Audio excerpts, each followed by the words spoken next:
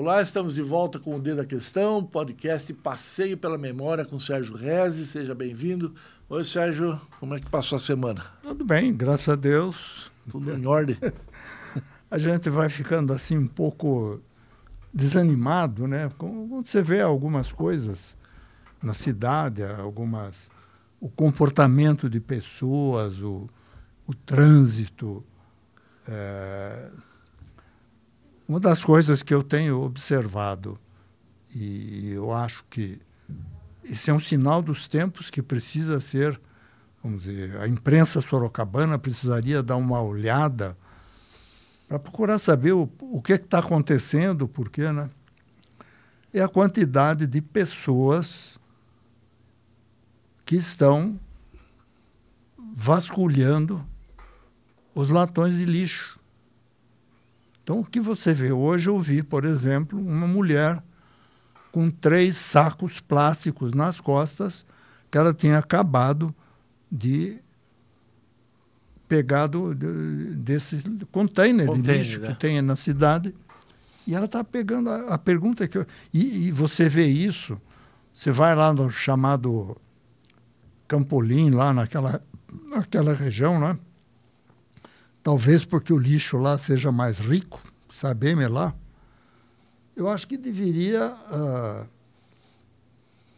as entidades que cuidam disso na cidade, a própria imprensa, deveria chamar a atenção para saber por que as pessoas estão catando coisas no lixo e vão vender, por exemplo, ali na rua... Essa rua que sai na General Carneiro, ali, quase em frente à delegacia, tem um ferro velho lá, as pessoas vão lá vender, vão lá fazer, sei lá. Quer dizer, esse tipo de mercado que tá acontecendo é um mercado... Da miséria, né? Mercado da miséria. E o porquê isso? Eu acho que deveria haver, vamos dizer, a imprensa devia perguntar, porque ela deve ver isso, como a gente que anda pelas ruas vê, né?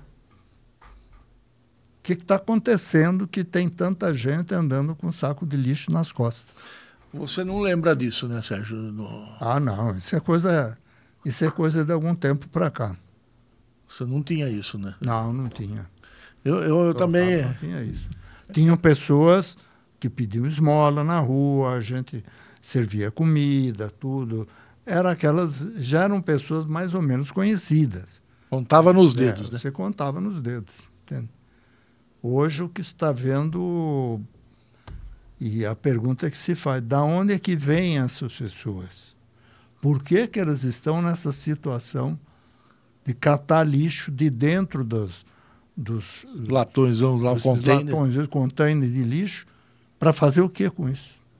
Sérgio, você não lembra disso em Sorocaba, mas fora de Sorocaba, naquela época, 50 anos atrás, 30 anos atrás, Sorocaba era, vamos dizer, uma cidade pequena. Hoje ela está quase aí 800, 900 mil habitantes, uma cidade grande. Você acha que isso é um reflexo por Sorocaba ser uma cidade grande, né, e no passado não tinha porque era pequena? Não, eu acho que o tamanho da cidade não tem nada a ver com isso. Por isso que eu digo, eu não sou um especialista, claro. Eu não sou um sociólogo, eu não sou, enfim.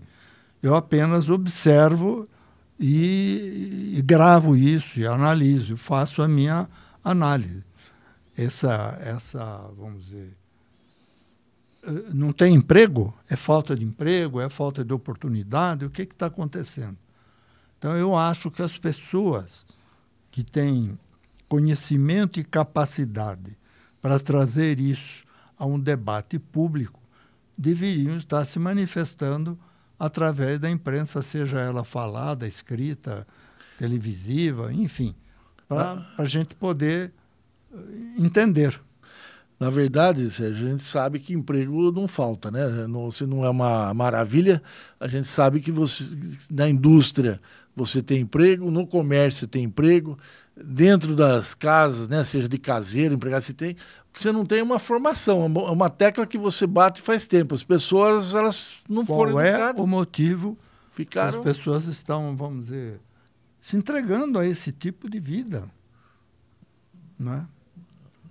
O que a gente vê de pessoas comendo resto de lixo, caramba, é só você parar e observar. A gente observa de longe, passa com o carro, vê, mas vê a pessoa catando lixo dentro desses...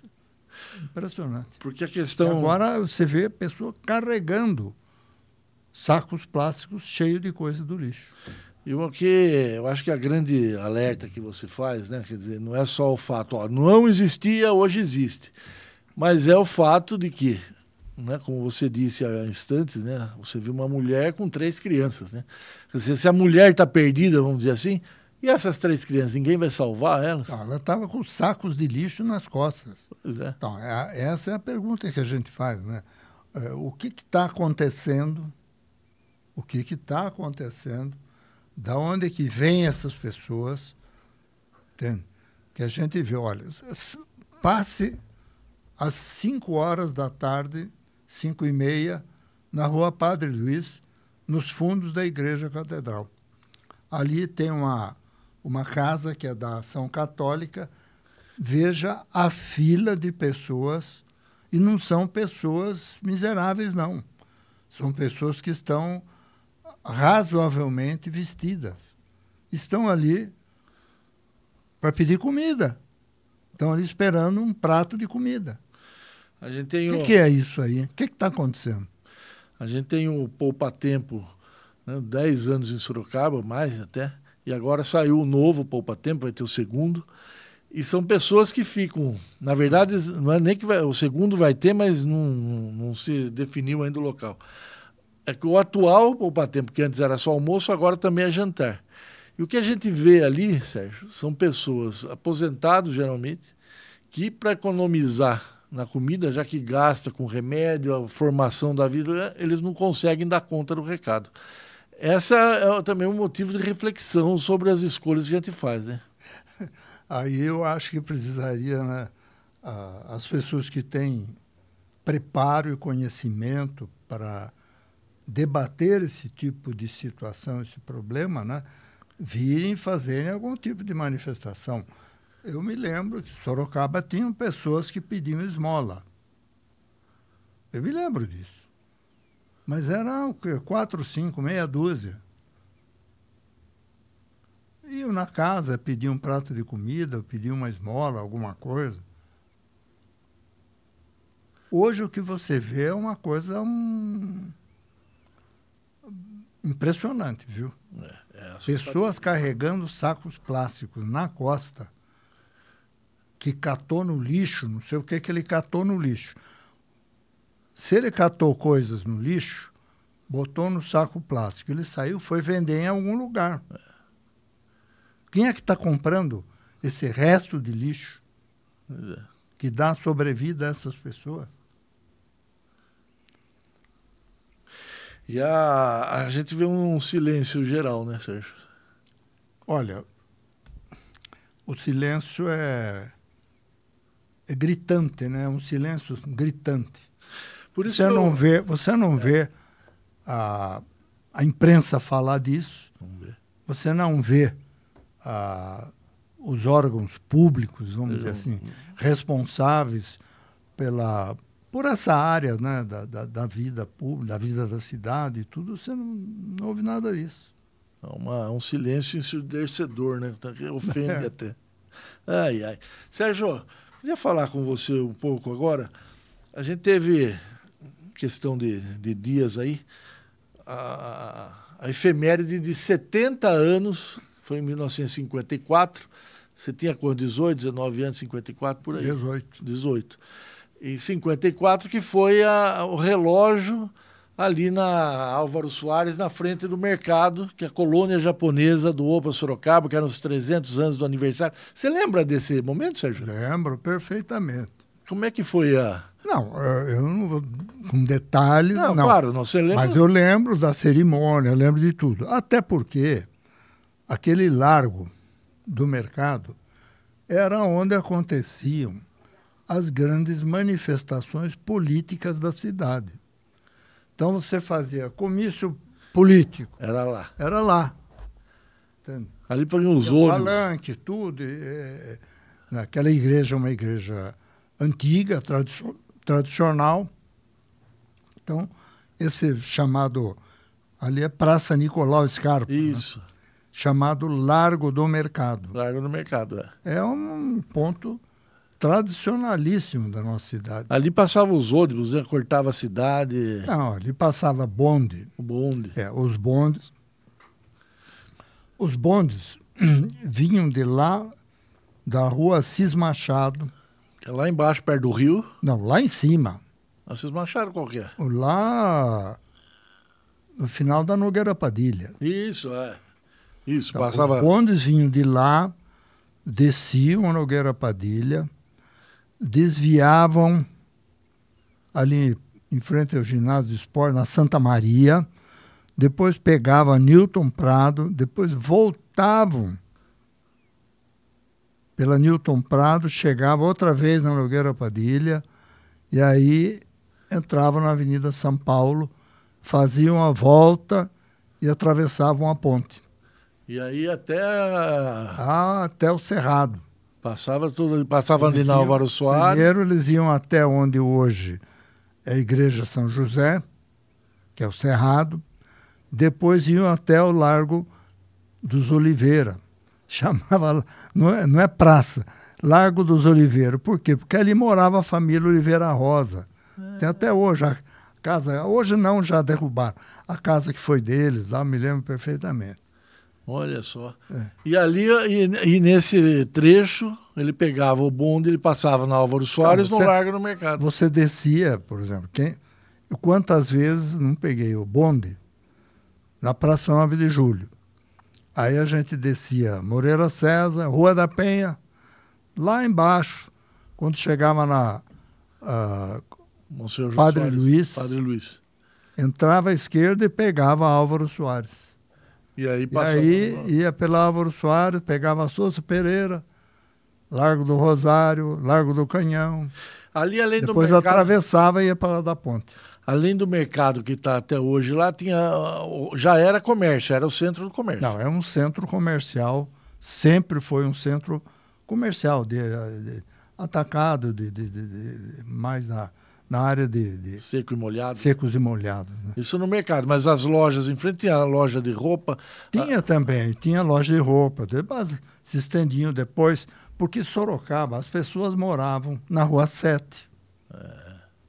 Eu me lembro que a família do Dr. Jorge Moisés Beto morava na Rua 7 de Setembro. O Colé também, né? Família José Maria Ocolé morava na 7 de Setembro. Então as pessoas moravam, isso era a chamada região central. Na Álvaro Soares, muitas famílias, que a gente não vai lembrar todos os nomes agora, mas era... E o pessoal da Sorocabana ou morava ali perto do Largo do Líder ou então na Vila Amélia. Era esse. Vila Amélia ali embaixo, perto de onde é hoje o Parque da Biquinha, né? Não. A estação rodoviária. Ah, é verdade. É ali. Por ali. Era esse o centro. E aí foi uma doação da colônia japonesa, né?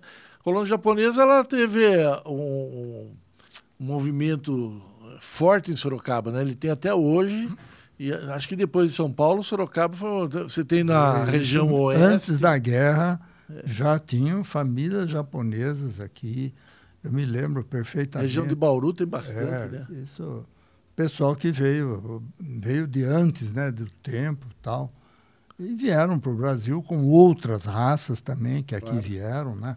Os sírios, libaneses, né? Italianos que vieram procurar, alemães. Espanhóis nem se fala, né? Espanhol, Sorocaba, então... A terra dos espanhóis.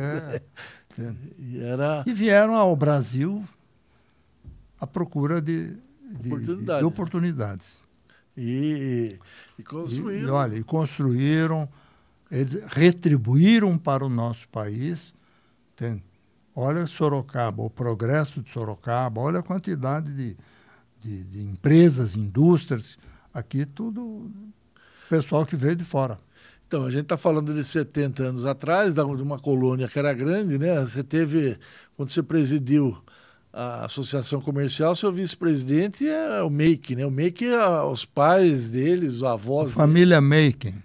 Estava nessa... inclusive o tio dele, um dos tios dele, nós estudamos juntos no ginásio do Estado. Entende? Fomos colegas de classe. Né? E tinha outras famílias japonesas em Sorocaba também, bastante. Sorocaba, os japoneses deram uma grande contribuição. E aí, há uma década, talvez a maior de todas, né? Que é a chegada da Toyota, né? A vinda da Toyota para cá, ela é um divisor de águas. Sem dúvida né? alguma, é um divisor de águas, né? Porque hoje, né, ela consolida Sorocaba. Mas não é só a Toyota, porque Sorocaba, no governo Panunzio, é que foi iniciado aquele processo de industrialização. Outro dia eu até falei para o Laelso Rodrigues, está aí, com mais de 90 e poucos anos, vivo, tudo, saudável. Falei, Laelso, você precisa escrever um livro sobre a história, quer dizer, a participação do Laelso Rodrigues, na época, para trazer essa... Ele ajudou o Panunzio, ajudou o Crespo, porque o Laelso fazia parte da Fiesp, Ciesp, dessa turma toda aí, trabalhou na indústria metalúrgica, trabalhou no... Enfim, foi um grande... Motopeças. Foi um grande... Executivo. Um grande sorocabano, um grande executivo. Então, mas ele precisaria contar essa história. Seria muito importante que ele pudesse, vamos dizer, trazer isso, porque, afinal de contas, o jornal Cruzeiro do Sul, ele é um dos diretores lá. Trazer essa história para que a nossa juventude, o pessoal de hoje, conheça como é que foi, vamos dizer, o grande crescimento que Sorocaba teve nesse período. E o Laelso foi um dos grandes apoiadores e responsáveis por isso. A gente falando, né, dessa efeméride, né, afinal são 70 anos, né, da doação do relógio, depois a gente teve a Praça Cassato Maru, né, que é ali no Campolim. Eles também foram junto com o poder público, evidentemente, mas é o nome do navio que trouxeram os primeiros imigrantes, né? Isso já está, na época eram 80, já estamos aí com quase 100 anos dessa primeira chegada, né? São histórias. E você viveu todas. O meu pai era libanês. O meu pai veio para o Brasil quando ele tinha 20 anos. Foi em 2008. 1908. Não, 1908. Olha só a falha. E aqui, ele, a família, irmãos, enfim, junto com outros libaneses, outros sírios, que eles vinham para o Brasil à procura da América. Porque aquela região do mundo não tinha o desenvolvimento que a América... Era o novo. A América era o novo, era o sol que estava surgindo, né? Toda a América, inclusive a América do Norte, do Sul, enfim, Central, tudo isso. Então, eu já falei que meu pai veio nessa época e não veio para Sorocaba inicialmente, né? A família foi inicialmente para Santos, de Santos foram para Piracicaba, e de Piracicaba, ali por volta de 1918, 20, por aí, papai veio para cá e, junto com os irmãos dele, estabeleceram uma indústria de calçados. Eles vieram de Piracicaba para Sorocaba. Para Sorocaba. Daqui que foram para Salto? Não, Salto foi só o meu pai. Mas depois de ter vindo para Sorocaba? Depois de vir, mas aqui a família até hoje está por aqui. Olha só. Aí chega a família aqui, já tinha parente? Não, quando ele veio para cá, vieram todos. Não tinha a família Reze aqui. Olha só. Foi o meu avô, foi o pai dele, que veio, acabou vindo para cá, acabou se estabelecendo aqui, enfim. E os filhos do senhor Abrão Reze, que começaram a trabalhar no ramo de calçado. Tem também as minhas tias, que eram irmãs do meu pai, que tem o sobrenome Latuf, também se estabeleceram aqui com lojas, com tecido atacado, enfim. E estão aí até hoje. E como que era o nome do seu avô, o pai do Abrão? Ele se chamava...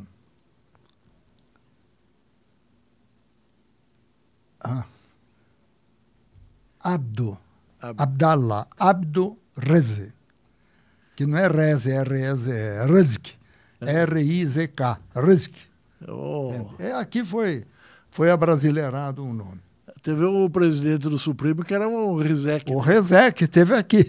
Foi uma pena, eu não soube que ele vinha. Se eu soubesse que ele ia estar em Sorocaba, a origem é aquela lá. Eu ia procurar o seu Francisco Rizek, que não é Rezek, é Rizk. Ia procurá-lo para perguntar para ele se ele era algum primo. Com certeza. Agora, Sérgio, a gente está falando desse presente da colônia japonesa para Sorocaba, né, nos 300 anos da cidade. A gente tem em Sorocaba uma avenida que chama Avenida Estado de Israel. Em São Paulo a gente tem uma República do Líbano, mas em Sorocaba a gente não tem uma avenida, uma rua que homenageie os sírio-libaneses, né? Ou tem? Olha, você está me puxando pela memória, parece que tem alguma coisa, eu acabo me lembrando.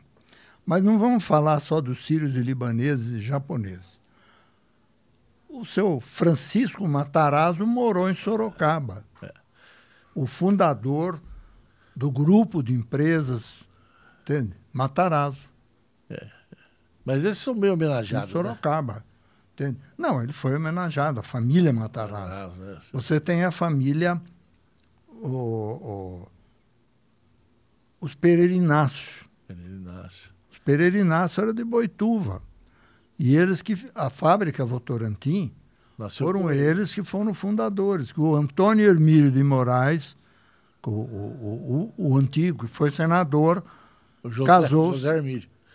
Antônio Hermílio de Moraes. O velho José Hermílio de Moraes. Ele casou com uma filha do Pereira Inácio. Ele era pernambucano, casou, veio para cá, entende? E aqui formou esse patrimônio enorme que é o Grupo Votorantim, as indústrias, né? Alumínio, tudo o que você conhece. Né? Matarazzo, não preciso nem falar dos Matarazzo, tinha aqui. Jorge Oeta tinha a fazenda Matarazzo. Tudo. Entende? E tem os Scarpa, a família Scarpa, entende? Que também ainda tem Scarpa aqui em Sorocaba, até hoje tem. Não são, vamos dizer, descendentes do Nicolau e do Francisco Scarpa. São parentes, né? E a gente tem aí mais recente, né? Os Pereira da Silva, né? O Pereira da Silva. Que também era de Fortaleza, cearense. Não era cearense. Pernambucano. O Severino era pernambucano? Seu Severino Pereira da Silva era pernambucano.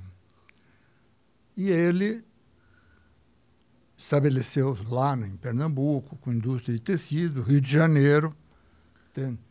E ele que acabou comprando dos ingleses. O que era dos ingleses aí, né? Dos Spears, dos Kenworth, que tinham fundado a Companhia Nacional de Estamparia, a Fábrica Santo Antônio, né? A Fábrica Santa Rosália. Né? Então, Rosália era Rosália Spears. Eram os ingleses que fizeram. E o seu Severino Pereira da Silva, isso na época ainda do governo Getúlio Vargas. 30 ou 40? Final dos anos 30. 30, foi antes da guerra. Ele comprou, vamos dizer, essas indústrias que o filho dele, Carlos Alberto Moura Pereira da Silva, que eles, de Pernambuco, eles vieram morar no Rio de Janeiro, onde eles tinham e têm até hoje grandes empreendimentos lá. Vários setores. Isso. E o Carlos Alberto veio morar em Sorocaba para ser quem tocava os negócios aqui. Acabou casando com uma moça aqui do interior de São Paulo. Ele morava na chácara Sônia Maria. É o Carrefour lá. O doutor Cardoso, famoso doutor Cardoso, então os filhos dele estão aí até hoje. Trabalhava, de advogado. O Carlos Alberto tinha um famoso João Maia, né? João Maia que tomava conta da segurança. Ô Sérgio, e essa compra da estamparia, né, que a gente chamava na época, ela foi possível porque os ingleses, né, eles vieram para cá com a Guerra da Secessão dos Estados Unidos, né? Foi isso, né? Começou a faltar algodão. E aí eles olham, onde no mundo do algodão? Sorocaba era um lugar que tinha uma plantação do gigante de algodão. A indústria têxtil de Sorocaba foi muito pujante, muito grande. Hoje você não tem mais nada aqui. Inclusive a indústria do linho. Mundo, né? A indústria do linho. Né? Olha os velhos barberos, os avós dessa rapaziada que estão aí, os avós. Né? Olha os metidieri. Entende? Tem alguns nomes que a gente ainda acaba não lembrando.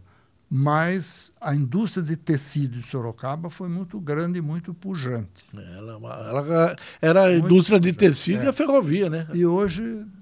Hoje você não tem nenhum nem outro. Nem ferrovia, nenhum. Mudou, é o comércio. Sérgio, o tempo voou hoje, estamos no fim já. Foi boa a lembrança, né? Muito bom. Gostei. Você sempre puxa assuntos, né, relevantes que você olha na cidade. Ninguém fala, mas a sua voz não pode calar, Sérgio. Às vezes você se desanima, mas não pode. O que eu fico muito... Danado. Seu Carlos Alberto Moura Pereira da Silva. Eu o conheci pessoalmente. Eu me lembro que quando ele ia no Sorocaba Clube, ele era solteiro ainda, na sabatina do Sorocaba. Nossa, ele era bonitão, o Carlos Alberto. As moças, nossa, ficavam... Ele era o galã. O galã. Era o partido. Isso. Depois casou com uma moça aqui do interior de São Paulo, formou a família aqui, é uma gente muito boa. O seu Carlos Alberto foi um homem importante. Chegou a ter 7 ou 8 mil funcionários. Numa época que a cidade... Qual é a rua, qual é a avenida de Sorocaba que tem o nome dele? Lá em Santa Rosália você tem a Avenida Pereira da Silva, em homenagem ao pai dele, que foi o cara que formou o bairro Santa Rosália. Porque Rosália era Rosália Spears, da família Kenworth Spears. Entende? Seu Carlos Alberto, o Carlos Alberto viveu a vida toda, morreu em Sorocaba. E ninguém. Me dá o nome de uma avenida de Sorocaba com o nome dele. Pois é. Aí você olha algumas ruas e avenidas de Sorocaba, não precisa nem homenageando falar. Quem, né? Não precisa nem falar. É isso. Sérgio, obrigado mais uma vez, boa semana. Para você também, Dedo. Obrigado pela oportunidade. Não, a cidade que agradece você. Tchau, boa semana para vocês. Até.